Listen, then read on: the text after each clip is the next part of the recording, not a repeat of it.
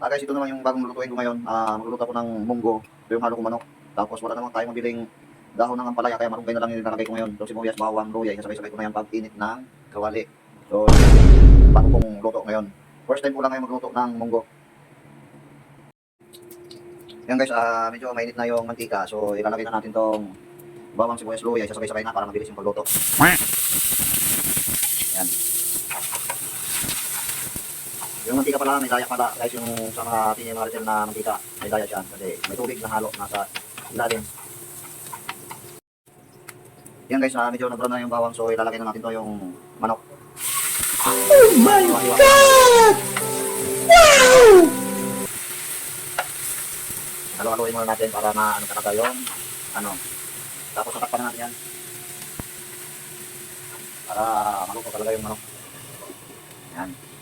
So ayan guys, titignan natin baka sakali luto na yung manok. Tapos ihalo na natin yung munggo. Yan, luto na pala yung manok. So halo ko na yung munggo. Yan.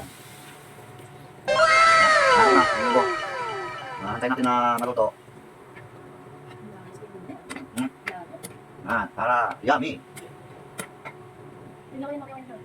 So ayan na guys, tatakpan muna natin para maluto yung munggo. Tapos mamaya ko na lalagyan ng timpla, asin at saka bitchin.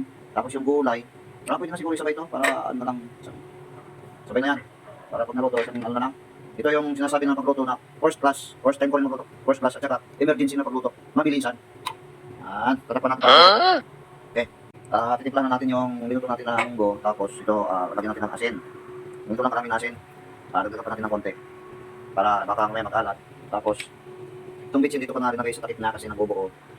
Kaya diyan ko na rinagay yung sa takip sa bitchin. Dinama natin, nabubo siya. Hindi na lumalabas doon sa lagayan ng mga butas. So, ito yung first time ko guys na magluto ng munggo. Gusto ko kasi kumain ng munggo. Dati nang hingi-hingi lang ako. Parang masarap naman yung munggo. Kaya ngayon, nagluto talaga ako ng sarili kong recipe. Iwan ko ngayon sa baho kung tama kayo yung timpla ko. Hindi ko lang pa konti kasi, konti na lang, konti. Yan, ito, ganito, tama lang.